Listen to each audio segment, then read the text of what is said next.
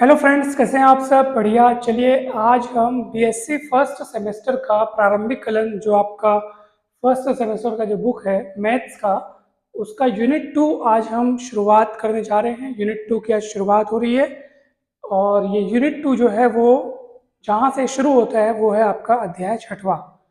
Unit 1 के सारे topics हो चुके हैं। कौन से टॉपिक्स को छोड़ करके जो आपका शुरुआती जो टॉपिक्स है जिसमें प्राचीन गणितज्ञों का परिचय, उनकी जीवनी, उनके आविष्कार इत्यादि का वर्णन है, उन टॉपिक्स को छोड़ करके बाकी सारे टॉपिक्स हो चुके हैं, जिसमें आपने सीक्वेंस, सीरीज, ये सभी आपने पढ़ा हुआ है। कंटिन्यूटी, डिफरेंशिएबिलिटी, ये सभी हो चुके हैं। तो अगर आपने वो वीडियोस नहीं देखे हैं तो ज़रूर जाइए और उन वीडियोस को देखिए। प्लेलिस्ट में भी आपको मिल जाएंगे और डिस्क्रिप्शन बॉक्स में भी मैं उनका लिंक प्रोवाइड कर दूंगा। आप जरूर जाइए, जरूर देखिए। दोस्तों चलिए आज हम शुरू करते हैं। रोले का प्रमेय आपका जो है सबसे पहला टॉपिक है। रोले प्रमेय बहुत इंपॉर्टेंट टॉपिक है। तो आज हम प्रमेय देखेंगे और उसके बाद नेक्स्ट वीडियो में हम रोले प्रमेय से संबंधित कुछ सवाल हल करेंगे। तो चलिए शुरू करते हैं। रोले का प्रमेय ये आपको क्लास 12th में भी मिलेगा, यहाँ तक कि ये आपको कॉम्पिटिटिव एग्जाम्स के लिए भी बहुत काम आएगा दोस्तों। टीजीटी, पीजीटी, व्याख्याता भर्ती परीक्षा, पीईटी के एग्जाम के लिए काफ़ी काम आएगा। तो आप अच्छे से इसको समझिए। शुरू करते हैं। मान लो एफ एक्स का कोई फलन है तथा, ठीक है। अब एफ एक्स का फलन है और उसमें क्या क्या खासियत है वो देख लेते हैं। एफ एक्स समवृत्त अंतराल ए बी में संतत है, ठीक है। विवृत अंतराल ए बी के प्रत्येक बिंदु पर अवकलनीय है। अवकलनीय होने का अर्थ है कि उसका अवकलज विद्यमान है, यानी कि एफ डैश एक्स विद्यमान है। अवकलनीयता की बात की जा रही है ओपन इंटरवल के लिए, संतत्य की बात की जा रही है क्लोज इंटरवल के लिए। तो इस बात का आप ध्यान रखें। और तीसरी इसमें क्या शर्त है, F A equal F P, अर्थात इस अंतराल के अंत्य बिंदुओं पर, अंत्य मतलब शुरुआती और अंतिम, इसको अंत्य बिंदु बोलते हैं, अंत्य बिंदुओं पर फलन का मान बराबर है, एफ ए बराबर एफ पी। तो अगर ये तीन बातें उस फलन में शामिल हैं, उस फलन के गुण हैं, अगर तीन बातें, यानी तीन बातों को अगर फलन फॉलो कर रहा है, तो निश्चित रूप से अब निष्कर्ष क्या कहता है वो सुनिए। तो कम से कम एक बिंदु सी किनके बीच, ए और बी के बीच, ठीक है। सी ए से बड़ा है और बी से छोटा है। सी का अस्तित्व इस प्रकार होगा कि एफ डैश सी बराबर 0, अर्थात उस बिंदु पर फलन के अवकलज का मान 0 होगा और वो बिंदु सी आपको ए और बी के बीच में कहीं ना कहीं मिलना चाहिए। तो ये रोले का प्रमेय हुआ दोस्तों। और हम इस प्रमेय को दो तरीकों से सिद्ध करेंगे। पहला तरीका है ज्योमेट्रिकल प्रूफ, अर्थात ज्यामितीय उपपत्ति। उसके बाद हम इसकी विश्लेषिक उपपत्ति देखेंगे, अर्थात एनालिटिकल प्रूफ देखेंगे, ठीक है। तो पहले आप देखिए ज्यामितीय उपपत्ति, ठीक। तो चलिए हम शुरू करते हैं। सबसे पहले आप देखेंगे कि सर यहाँ पे तीन तीन चित्र आपने क्यों बनाए हैं, एक चित्र से काम क्यों नहीं चलेगा। तो दोस्तों यहाँ पे अब वो फलन है एफ एक्स, एक्स का कोई फलन है, कोई फलन है बोल दिया, कैसा फलन है वो हमको नहीं पता। तो जो जो पॉसिबिलिटी हो सकती है उस फलन के बारे में हम उनके लिए चित्र बना के रख दिए हैं, ताकि हर प्रकार के फलन के लिए वो बात सही हो। पहले तो ये फलन में ये सारे गुणों का होना जरूरी है। अब देखो पहला चित्र क्यों बनाया गया है, या पहले चित्र में हम क्या बताना चाहते हैं। पहले चित्र में हम ये बताना चाहते हैं, मैं सारे चित्रों की व्याख्या आपको यहाँ पे करके बताऊंगा, ठीक है। तो मैं पहला चित्र में क्या दर्शा रहा हूँ ये आप देखो। पहले चित्र में हम ये मान के चल रहे हैं कि मान लो जो फलन एफ एक्स है वो मान लो अचर फलन है। कैसा फलन है, अचर फलन। अचर फलन किसको बोलते हैं, अचर फलन मतलब ऐसा फलन जिसमें x का मान बदलते जाने से फलन का मान मत बदले, फलन का मान न बदले। जैसे मान लो एग्जाम्पल के लिए एफ एक्स बराबर एक बात की बात 5। अब आप इधर x का मान कुछ भी रखो, उधर तो x है ही नहीं, तो जब उधर x है ही नहीं, राइट साइड में x है ही नहीं, तो फिर राइट साइड में हम कुछ मान रख भी नहीं सकते। तो x को बदलते जाओगे लेकिन आपको मान सदैव 5 मिलेगा। और याद रखना अचर फलन का ग्राफ सदैव x अक्ष के समांतर बनता है। देख लो ये ग्राफ x अक्ष के समांतर है ना, है कि नहीं भाई। अब जैसे मैं 5 बनाऊं, मान लो, चलो मैं थोड़ी देर के लिए मान लेता हूँ, चलो फलन का मान 5 ही है, ठीक है। इसका मतलब ये x का मान ये रखोगे तब भी फलन का मान 5 मिलेगा, एक्स का मान बढ़ाओगे तब भी फलन का मान 5 मिलेगा, यानी कि हाइट वही रहेगी, हाइट नहीं बदलेगी, क्योंकि उस पार एक्स है ही नहीं जिस पे आप एक्स का मान रख के उधर का मान बदल सको, ऐसा कोई ऑप्शन नहीं है, फलन अचर है। एक्स का मान बढ़ाओगे लेकिन फलन का मान नहीं बदलेगा, उसी हाइट पे मान मिलेगा। तो देखो यहाँ पे भी 5, यहाँ पे भी 5, यहाँ पे भी 5, और जब उन पॉइंट्स को मिलाओगे तो एक सरल रेखा बन जाएगी। इसलिए आप याद रखिए कि जब कोई फलन अचर फलन होता है तो उसका ग्राफ एक्स अक्ष के समांतर बनता है। इसको यहाँ लिख लो, जब कोई फलन अचर फलन हो अर्थात एक्स पर निर्भर न हो तो उसका ग्राफ एक्स अक्ष के समांतर बनता है। Is it clear? ओके। अब सुनिए, आप कहेंगे सर वो तो चलो ठीक है, तो ये पॉइंट ए हुआ, पॉइंट बी हुआ, ए पर फलन का मान एफ ए, बी पर फलन का मान एफ बी, लेकिन सर यहाँ पे तो दोनों मान समान दिख रहे हैं, दोनों की हाइट सेम दिख रही है, और दिखे भी क्यों ना, फलन को तो आपने अचर मान रखा है। भाई मैंने एक संभावना व्यक्त की, हम मान रहे हैं कि फलन जो है वो अचर है, उस स्थिति में जितना एफ ए उतना ही एफ बी, और उसी को आप एफ एक्स बोल दो, यानी कि सीधी सी बात है, जितना मान ये है उतना ये है, उतना ये है उतना ये है, हाइट सेम है ना, तो जितना मान एफ ए एफ बी होगा उतना मान एक्स के उस अंतराल में एक्स के किसी भी मान के लिए, एक्स यहाँ पे कुछ भी ले लो, एक्स का मान चाहे ये ले लो, ये ले लो, ये ले लो, कुछ भी ले लो, आपको फलन का मान उतना ही मिलेगा जितना कि एफ ए है या जितना कि एफ बी है, तो ये सब बराबर होंगे। ठीक है, जैसे मान लो एक्स कोई पॉइंट है कहीं पे भी, ठीक है, अब इस पे फलन का मान कितना होगा, एफ एक्स, तो एफ एक्स भी उतनी ही हाइट में जितना कि एफ है, जितना कि एफ बी, सब बराबर होंगे। अब ये जब कांस्टेंट कांस्टेंट है, अचर फलन है, तो अचर फलन की स्थिति में उसका अवकलन क्या होगा, 0 होगा। आपको पता है ना, लो ना इसका अवकलन करो दोनों पक्ष में, तो एफ डैश एक्स और उधर कौन है 5, 5 का अवकलन क्या होता है, अचर राशि है, अवकलन 0 हो जाएगा, 0 हो गया। और ये बात सच होगी सभी बिंदुओं के लिए, इस अंतराल ए बी के सभी बिंदुओं के लिए। हमको तो रोले पर मैं बोला था कि कम से कम एक बिंदु का अस्तित्व होना चाहिए। यहाँ तो ये इस केस में ना याद रखना, मैं जो बात कर रहा हूँ वो इस केस की कर रहा हूँ, एफ एक्स अचर फलन है तब तो भैया पॉइंट ए बी के सारे पॉइंट्स के लिए, मतलब सॉरी पॉइंट ए बी नहीं, अंतराल ए बी के सारे बिंदुओं के लिए वो फलन का अवकलज जो होगा 0 होगा। हम कम से कम एक बिंदु भी अगर मिल जाता तो हमारी तलाश खत्म हो जाती, हम लोग बोलते कि प्रमेय संतुष्ट हो गया। लेकिन यहाँ एक क्या, यहाँ तो अनंततः अनेक बिंदु मिल रहे हैं, और वो सब क्यों मिल रहे हैं, उन सब का श्रेय किसको जाता है, आप क्रेडिट किसको दोगे, ये फलन अचर है इसलिए ऐसा हुआ, फलन अचर है ना, इसलिए सारे बिंदुओं के लिए जो फलन का अवकलज है वो 0 है। दोस्तों कहीं पर भी कोई दिक्कत हो, कोई डाउट हो तो निश्चित तौर पे आप पूछिए। तो ये पहली पॉसिबिलिटी थी कि अगर फलन अचर हो तब क्या होगा, तो ये ग्राफ है, ये उसकी व्याख्या है, हमको कम से कम एक बिंदु खोज कर दिखाना था, लेकिन हम तो साफ साफ बोल रहे हैं कि अंतराल ए बी के समस्त बिंदुओं के लिए फलन का अवकलज 0 होगा। हमको देखो कम से कम एक बिंदु सी ए और बी के बीच ऐसा खोज के दिखाना पड़ता, रोले प्रमेय को सिद्ध करने के लिए ऐसा बिंदु खोज के दिखाना पड़ता है और बी के बीच जहां जिसपे फलन का अवकलज 0 हो। तो यहाँ पे वो बिंदु ये भी है, ये भी है, ये भी है, ये भी है, समस्त। ठीक है, तो पहला केस वाला आपको अच्छे से समझ में आ गया होगा, कहीं भी कोई दिक्कत नहीं होगी। ठीक है, वैसे हमको जो बिंदु खोजना था, जिस बिंदु सी की हम तलाश कर रहे थे, वो ए और बी ओपन इंटरवल में, देखो ए से बड़ा और बी से छोटा, मतलब ओपन इंटरवल में, तो यहाँ पे भी वो बात सच ही, आप देख लो।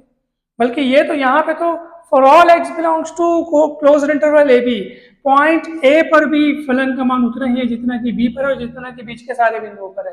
वैसे हमको तो तलाश ओपन इंटरवल ए बी के लिए करनी है, लेकिन यहाँ पे तो पॉइंट ए और पॉइंट बी खुद भी शामिल है जिस पर फलन के अवकलज का मान 0 है दोस्तों, तो बीच के सारे बिंदुओं के लिए फिर क्यों ना होगा 0। ठीक है, मतलब जब ये और ये वाले बिंदु पर भी फलन का अवकलज का मान 0 है, फलन अचर है, तो बीच के सारे बिंदुओं के लिए भी फलन का मान, मतलब अवकलज का मान जो होगा, फलन के अवकलज का मान 0 होगा। तो मैं आशा करता हूं कि आपको अच्छे समझ में आया होगा। ये दूसरी पॉसिबिलिटीज है, ये पहला हो गया। दूसरे पॉसिबिलिटीज ये कि फलन अचर नहीं है। अब फलन अचर नहीं है, अचर नहीं है मतलब फलन अब बदल रहा है, फलन का मान बदल रहा है। तो बदल रहा है तो किस तरह से बदल रहा है, तो उसमें भी अपन मान लेते हैं कि चलो मान लो पहले फलन का मान बढ़ रहा है। ठीक है, तो ये बढ़ रहा है, देखो ग्राफ ऊपर उठ रहा है, मतलब फलन का मान बढ़ रहा है। अब बढ़ते बढ़ते बढ़ते बढ़ते बढ़ते ही नहीं चले जाएगा, अब दिमाग लगाना है, एक प्रमेय की ये वाली बात याद रखनी है। क्या बोल रहा है प्रमेय में? एफ ए बराबर एफ पी, एफ ए बराबर एफ पी मतलब पॉइंट ए पर फलन का मान जितना है, जितनी हाइट है ना ए वाली, पॉइंट बी पर भी फलन का मान उतना ही होना चाहिए, ऐसा बोल रहा है।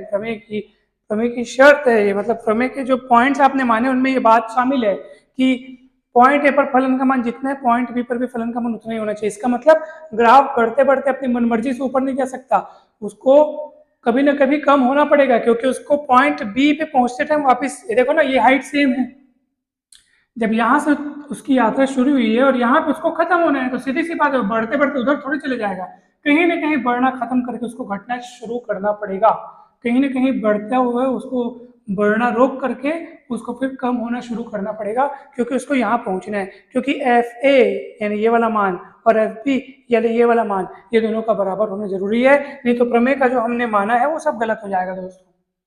तो सीधी सी बात है, अगर वो बढ़ रहा है तो कहीं ना कहीं बढ़ना रुक करके कम होना शुरू होगा, और मान लो अगर वो कहीं कम ए से कम हो रहा होता तो कहीं ना कहीं घटना शुरू करके फिर वो बढ़ना शुरू कर देता, क्योंकि पॉइंट बी तक पहुंचते पहुंचते उसको ये वाली हाइट के बराबर होना है, क्योंकि एफ ए और एफ बी बराबर है।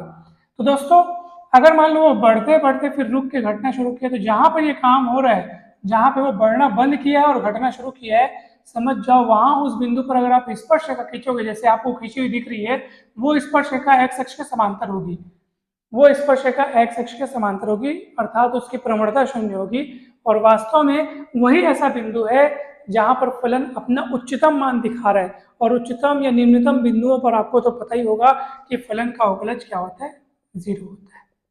आपने पढ़ा भी होगा, उच्चिष्ट निम्निष्ट निकालने के लिए अपन फलन के अवकलज को शून्य रखते थे, क्यों? क्योंकि उच्चिष्ट निम्निष्ट बिंदुओं पर फलन के अवकलज का मान शून्य होता है। जहां भी तीखा मोड़ दिखता है किसी फलन के ग्राफ में, वहां पर आप समझ जाइए कि कुछ चेंजेस हो रहे हैं, तो वहां पर उसके अवकलज का मान शून्य होता है दोस्तों। अगर मान लो वो घटते घटते फिर बढ़ना शुरू करता, तो यहाँ पे देखो ये वाले पॉइंट पे जहां पे वो घटना छोड़ करके वो बढ़ना शुरू करे ना, वहां पे भी 0 होता। और ऑब्वियस सी बात है, वो पॉइंट जो है, ये पॉइंट यहाँ पे मैं लिखता हूँ, ये है आपका एफ सी, ठीक है, और ये पॉइंट है सी। ऑब्वियस सी बात है कि पॉइंट सी हमको जरूर मिलेगा ए और बी के बीच में, जहां पर फलन के अवकलज का मान शून्य होगा दोस्तों। कहीं भी कोई डाउट हो, दिक्कत हो, बिंदास पूछिए दोस्तों, ठीक है। बहुत सरल चीज है, बहुत, हमको केवल एक ऐसा बिंदु खोजना है ओपन इंटरवल ए बी में जिस पर अवकलज का मान शून्य हो। पहले वाले केस में ओपन इंटरवल ए बी के सारे पॉइंट्स के लिए फलन के अवकलज का मान शून्य था, क्योंकि फलन अचर था, अर्थात कांस्टेंट फंक्शन था। तो ओपन इंटरवल ए बी के समस्त पॉइंट्स के लिए फलन का जो डेरिवेटिव है अवकलज वो शून्य था। अब तीसरा केस देखो, आप बोलोगे सर मान लो वो बढ़ के फिर घट नहीं रहा है, बल्कि ए और बी के बीच में, ठीक है, यहाँ पे मैं पॉइंट ए और बी लिखता हूँ, उसमें मतलब ए में फलन का मान एफ ए, पॉइंट ए से दर्शाया जा रहा है कैपिटल ए से, पॉइंट बी पे फलन का मान ये देखो एफ बी, इसको पॉइंट बी से दर्शाया जा रहा है कैपिटल बी से, और इसके बीच में फलन का मान जो है अनेक बार उच्चतम अनेक बार निम्नतम जिगजैग चलते रहता है, जिसमें आपको 2 शिखर दिख रहे हैं और एक फलन का निम्नतम दिख रहा है, ठीक है। अब आप देखो जहां जहां पर फलन उच्चतम या निम्नतम मान दर्शाया है, वहां वहां पे जब आप स्पर्श रेखा खींचोगे, जो कि आपको खींची हुई दिख भी रही है, वो हमेशा एक्स अक्ष के समांतर होगी, और ऐसी स्थिति में उन बिंदुओं पर फलन के अवकलज का मान शून्य होगा। यानी कि ये वाला पॉइंट, यहाँ पे फलन के अवकलज का मान शून्य होगा, यहाँ पे फलन के अवकलज का मान शून्य होगा, यहाँ पे शून्य होगा। तो अगर एक बार अगर वो शिखर पे जा रहा है और फिर आ जा रहा है, तो वहां पे अवकलज का मान शून्य। अगर यही घटना बार बार रिपीट हो रही है, बार बार उच्चतम निम्नतम उच्चतम निम्नतम, तो जहां जहां शिखर होगा, जहां जहां गर्त होगा, वहां वहां पे स्पर्श रेखा एक्स अक्ष के समांतर होगी, अर्थात उस स्पर्श रेखा की प्रवणता शून्य होगी, और स्पर्श रेखा की प्रवणता ही है वो अवकलज को ही अपन प्रवणता बोल रहे हैं, या यूं कहिए कि वहीं पर फलन का मान उच्चतम या निम्नतम मिल रहा है, इसलिए फलन का अवकलज क्या होगा, शून्य होगा। तो हम लोग को तो कम से कम एक बिंदु की तलाश थी दोस्तों, यहाँ तो अनेक बिंदु मिल रहे हैं। देखो ये वाला बिंदु, ठीक है, ये वाला बिंदु पर, फिर आपका ये वाला बिंदु हो गया, ये किस बिंदु पर मिल रहा है, इस बिंदु पर मिल रहा है। इन बिंदुओं पर जिनके संगत हमको फलन उच्चतम या निम्नतम मान दे रहा है, उन बिंदुओं पर फलन का अवकलज शून्य मिल रहा है। हमको तो कम से कम किसी एक बिंदु की तलाश थी। देखो कम से कम यहाँ तो अनेक बिंदु मिल गए, यहाँ एग्जैक्टली एक बिंदु मिला, यहाँ कई सारे बिंदु मिल रहे हैं, ठीक है। और जितने बार चिक चेक होगा उतने अधिक बिंदु मिलेंगे। और यहाँ पर तो ओपन इंटरवल ए बी के सारे पॉइंट जो हैं उनके लिए अवकलज जो है शून्य है। हमको यही चीज तो दिखाना है, ये चीज तो हमारा, यही तो मकसद था हमारा, जिसको हमने तीनों केस में दिखा दिया। पहले तो अचर फलन के केस में, फिर अगर वो एक बार उच्चतम होकर फिर घटता है या एक बार न्यूनतम होकर फिर ऊपर होता है, तब उस बिंदु पर फलन का अवकलज शून्य होगा। और अगर वो जिगजैग होता है तो जितने बार उच्चतम न्यूनतम हो रहा है, जहां जहां पर उसकी उस बिंदु पर खींची गई स्पर्शरेखा एक्स अक्ष के समांतर है, वहां बिंदु मतलब उस बिंदु पर फलन का अवकलज क्या होगा, 0 होगा दोस्तों।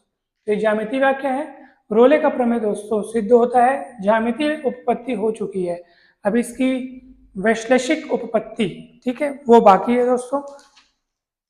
वैश्लेषिक उपपत्ति, ठीक है, वैश्लेषिक उपपत्ति बाकी है। तो कहीं पर भी आपको डाउट हो, कहीं पर भी दिक्कत हो, तो आप अवश्य पूछें। बहुत ही सरल प्रमेय है और ये आपके एग्जाम में आता है, आ सकता है, और इससे संबंधित सवाल भी आ सकते हैं दोस्तों। आप एक बार इसको अच्छे से समझिए, अच्छे से जानिए, अच्छे से देखिए।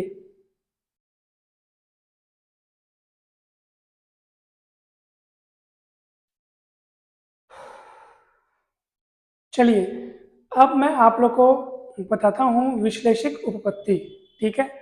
अब विश्लेषिक उपपत्ति यानी कि एनालिटिकल प्रूफ आप सब ध्यान से देखेंगे। बहुत सिंपल है, बहुत सरल है, जितना सरल ये लगा उतना ही सरल वो भी होगा, और बहुत आप लोग को अच्छे से समझ में आएगा, इसकी पूरी गारंटी है दोस्तों।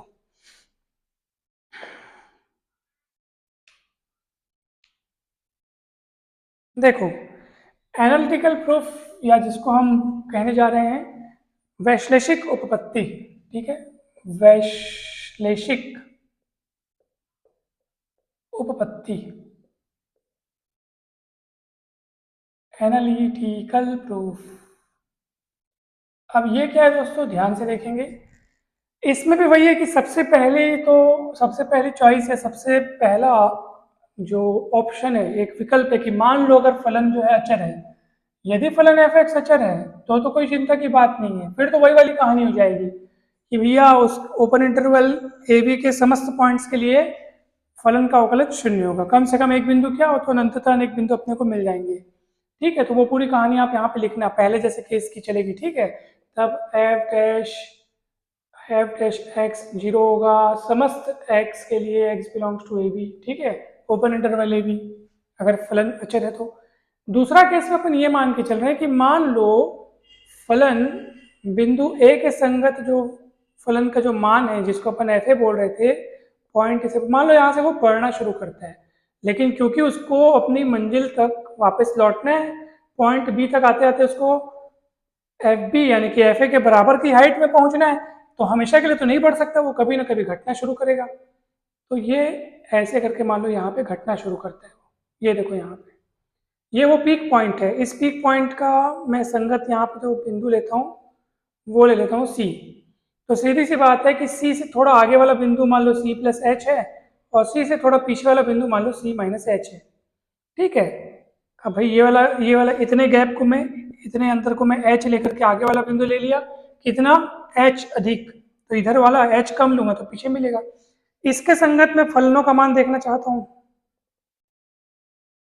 यानी कि ये है एफ सी माइनस एच, और इसके संगत में फलन का मान देखना चाहता हूँ, ये है एफ सी प्लस एच, और ये बेचारा है एफ सी।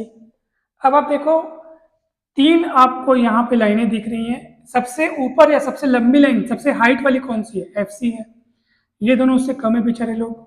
इसका अर्थ मैं आप ये बोल सकता हूँ क्योंकि अगर मैं एफ सी माइनस एच, ठीक है, चलो मैं पहले, हाँ चलो ठीक है, मैं इससे एफ सी माइनस एच और एफ सी मैं ऐसा करता हूँ, ठीक है। आप देखो किसमें से इसको माइनस कर रहा हूँ, इतना माइनस ये, तो आप बोल रहे हो सर ये आप कम हाइट वाले में से ज्यादा हाइट वाले घटा रहे हो, देख लो ये कम हाइट, ये ज्यादा हाइट, कम हाइट में से ज्यादा हाइट को घटाएंगे तो नेगेटिव मिलेगा, ठीक है। और तो और अगर मैं इसमें से भी इसको घटाऊं तब नेगेटिव मतलब जीरो से छोटा, क्योंकि कम में से ज्यादा वाली राशि घटा रहे हैं। अगर मैं इसमें से भी इसको घटाऊं तब भी मेरे को नेगेटिव मिलेगा, ऐसा क्यों, क्योंकि देखो ना इसकी, इन दोनों की हाइटों की तुलना करोगे ना तब भी ये कम है ये ज्यादा है, तो अब भी आप कम वाले में से ही ज्यादा वाले घटा रहे हो तब भी आपको नेगेटिव मिलेगा, ठीक है। कोई दिक्कत है, चलते हैं अपन आगे। अब सुनो, अब पहले वाला मैं लेता हूँ, ठीक है, मैं पहले वाला लेता हूँ, मैं यहाँ से लिखना शुरू करता हूँ, इसी चीज को ले रहा हूँ, घबराने वाली बात नहीं है। F c minus h minus f c और अपॉन में करता हूँ दोस्तों माइनस एच। अब ये राशि जीरो से बड़ी हो जाएगी। अब आप कहेंगे सर ऐसे कैसे कैसे लिख दिए? दोस्तों आप देखो मैं किससे गुणा किया हूँ, माइनस एच से, ऋणात्मक राशि से। पहले से वो चीज शून्य से छोटी थी, ऋणात्मक थी। अब मैं एक बात बताओ, ऋणात्मक कोई राशि ऋणात्मक है, जैसे -5 ऋणात्मक राशि है, अब उसमें मैं किसी ऋणात्मक राशि का गुणा या भाग कर दूं, जैसे मैं मान लो भाग कर दे इसमें किसी ऋणात्मक राशि का, तो अब ये क्या बन गई, धनात्मक बन गई। माइनस वाली राशि में किसी माइनस वाली राशि का गुणा या भाग करोगे तो वो चीज जो है वो धनात्मक राशि बन जाएगी। मैंने माइनस एच का भाग किया ना, खुद तो माइनस थी वो, देख लो आप, लेस देन जीरो मतलब खुद में वो माइनस है, मैंने माइनस एच का और भाग कर दिया। आप देख लो, कोई माइनस राशि है, माइनस में भाग कर दिया, माइनस माइनस कट प्लस बन गया, तो ये प्लस बन गया, आप देख लो। और ये वाले में मैं अगर ये वाले में मैं एच का डिवाइड करूंगा तो क्या होगा, अब देखो इसमें कोई दिक्कत नहीं है। अब यहाँ पे मैंने केवल एच का डिवाइड किया, इसलिए जो चीज जीरो से छोटी है तो वो छोटी ही बनी रहेगी, इसमें कोई अड़चन नहीं है। तो आप बोलोगे सर आपने ऐसा क्यों किया कि इसमें माइनस एच का डिवाइड किया जबकि इसमें एच का डिवाइड किया? दोस्तों यहाँ पे सी माइनस एच था ना, इसलिए मैंने माइनस एच का डिवाइड किया। यहाँ सी प्लस एच है ना, इसलिए प्लस एच का डिवाइड किया। ऐसा क्यों बताऊं?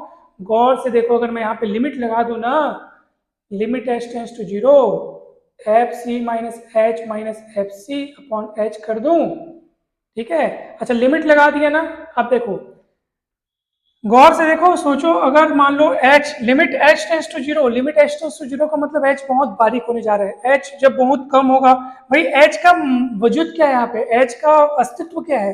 h जो है वो इनके बीच का फासला बता रहा है, इनके बीच का फासला बता रहा है। अगर वो फासले कम हो जाए तो फिर ये देखो ना, मान लो ये पॉइंट को मैं इधर सरकाने लग जाऊं तो ये पॉइंट इधर सरकने लग जाएगा, इनके बीच का गैप करने लगूं तो इनके बीच का गैप कम होने लगेगा।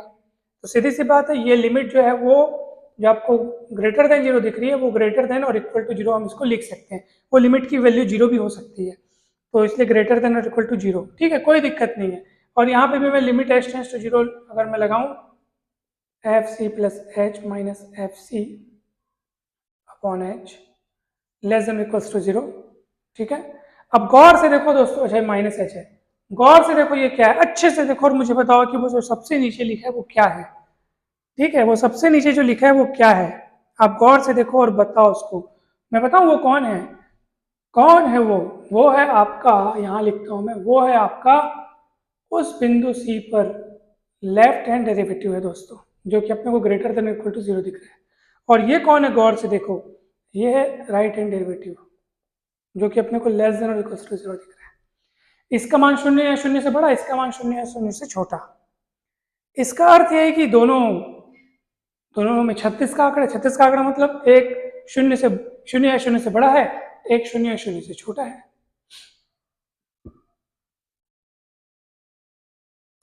ठीक है, आप लोगों को कुछ समझ में आ रहा होगा, देखो आप ध्यान से। अगर मान लो बिंदु सी पर मान लो ये देखो यहाँ पे इक्वल टू की जो गुंजाइश है, इक्वल टू की जो गुंजाइश है, अगर मैं उसको थोड़ी देर के लिए नहीं है समझो, मान लो समाप्त हो गई, ऐसी स्थिति में फिर क्या होगा, उस बिंदु पर फलन का जो वाम हस्त अवकलज है वो ग्रेटर देन जीरो, दक्षिण हस्त अवकलज वो लेस देन जीरो, ठीक है। तो ये दोनों अलग अलग हो गए, एक धनात्मक एक ऋणात्मक, तो उस बिंदु पर फलन अवकलनीय ही नहीं होगा। भैया अवकलनीय होने के लिए क्या शर्त है कि उस बिंदु पर उसके दक्षिण और वाम हस्त अवकलज की वैल्यू सेम होनी चाहिए। अवकलनीयता की शर्त है कि जिस बिंदु पर फलन अवकलनीय होता है वहां पे उसका दक्षिण हस्त अवकलज वाम हस्त अवकलज का मान बराबर होना चाहिए। तो बराबर कब होगा भैया? यहाँ तो दोनों एक दूसरे से रूठे हुए हैं, एक ग्रेटर देन और इक्वल टू जीरो, एक लेस देन और इक्वल टू जीरो, एक का मान शून्य शून्य से बड़ा है, एक का मान शून्य शून्य से छोटा है। अगर मैं यहाँ पे इक्वल टू की गुंजाइश खत्म कर दूं तो पूरी बात ही बिगड़ जाएगी। इस जो कथन है वो तो झूठा साबित हो जाएगा। कथन क्या बोल रहा है? अंतराल ओपन इंटरवल ए बी के प्रत्येक बिंदु पर अवकलनीय, तो अवकलनीय होने के लिए दोनों का मान बराबर होना बहुत जरूरी है। और वो सिर्फ तब होगा, अब ये सोचो दोनों का मान बराबर कब हो सकता है? ऐसी कौन सी चीज है जो दोनों में कॉमन है? तो ये ग्रेटर देन और इक्वल टू जीरो है, वो लेस देन और इक्वल टू जीरो है, मतलब इक्वल टू जीरो वाली चीज दोनों में कॉमन है। बाकी तो फिर ये जीरो से बड़ा है और ये जीरो से छोटा है, लेकिन इक्वल टू जीरो ऐसा है जो दोनों में कॉमन है। और फलन को अवकलनीय होने के लिए बहुत जरूरी है कि दोनों का मान बराबर होना चाहिए। तो बराबर होने के लिए दोनों में कुछ ऑप्शन हैं जिनसे दोनों का मान बराबर हो सकता है। हाँ, ऐसा ऑप्शन है, और वो है एकमात्र कि दोनों का मान 0 हो जाए, और बस यही एकमात्र ऐसा ऑप्शन है जिसमें दोनों का मान बराबर हो सकता है, और कोई ऑप्शन नहीं। क्यों? ये तो अपना 0 या 0 से बड़ा हो रहा है, और 0 या 0 से छोटा हो रहा है। 0 या 0 से बड़ा मतलब 0 मैं दोनों में बोल रहा हूँ, और वही दोनों का मान कॉमन करने के लिए एकमात्र जिम्मेदार पॉइंट है, और दोनों का मान 0 होगा, और दोनों का मान 0 मतलब फिर सीधा सा समझ जाओ कि f डैश c बराबर 0, और वही अपने को प्रूफ करना था, f डैश c बराबर 0, अर्थात हाँ वही वो बिंदु है जिस पर फलन के अवकलज का मान 0 है। तो दोस्तों ये था इसका वैश्लेषिक प्रूफ अर्थात एनालिटिकल प्रूफ। हम आशा करते हैं कि आपको दोनों प्रूफ बहुत अच्छे से समझ में आए होंगे, और कहीं पर भी डाउट होगा तो आप बिल्कुल बिंदास पूछ सकते हैं। अगले वीडियो में हम इनके सवालों पर बात करेंगे, इनके सवाल सॉल्व करेंगे। आपको अगर यहाँ पे कहीं डाउट है तो बिल्कुल बताइएगा, कोई भी स्टेप में डाउट हो तो बताइएगा। यहाँ पे सीधी सी साफ साफ बात थी, मैं एक बार और बताने का मेरा मन कर रहा है तो मैं आपको बता रहा हूँ कि हमको दोनों के मान बराबर जब तक हम नहीं लाएंगे, है ना भाई, तब तक ये बात आप सही साबित कैसे कर पाओगे। इस बात को भी आपको इस बात का भी आपका सम्मान रखना है कि अवकलनीय होने के लिए दोनों के अवकलज बराबर होने चाहिए। अब बराबर कैसे होंगे? एक धनात्मक एक ऋणात्मक, लेकिन दोनों में एक गुंजाइश है 0 होने की, वो गुंजाइश वही एकमात्र उपाय हो सकता है, तभी ये बात सही साबित होगी, नहीं तो झूठी साबित हो जाएगी। इसलिए यही एक उपाय है कि दोनों के अवकलज 0 हो जाए, और दोनों के अवकलज 0 मतलब f डैश c 0, और f डैश c 0 हो जाएगा मतलब वही तो अपना हमारा उद्देश्य पूरा हो जाएगा, यही तो हमको सिद्ध करना था। तो दोस्तों ये हुआ रोले का प्रमेय। अगले वीडियो में मैं आपको रोले के प्रमेय की और बहुत ही अच्छी बातें बताऊंगा। आज के इस वीडियो में इतना ही। हम आशा करते हैं कि आपको बहुत अच्छे से पूरा समझ में आया होगा। अगर सच में अच्छा लगा हो दोस्तों तो आपके तरफ से भी थोड़ा सपोर्ट होना चाहिए, आपको लाइक करना है, और चैनल को अगर अभी तक आपने सब्सक्राइब नहीं किया है तो अवश्य सब्सक्राइब करें। जहाँ से आपको हेल्प मिल रही है, आपके लिए भी ये बनता है कि आप उनको भी हेल्प करें, तो अवश्य सब्सक्राइब करें और सारे दोस्तों को शेयर करें। ऐसा करके आप उनकी भी मदद कर रहे हैं।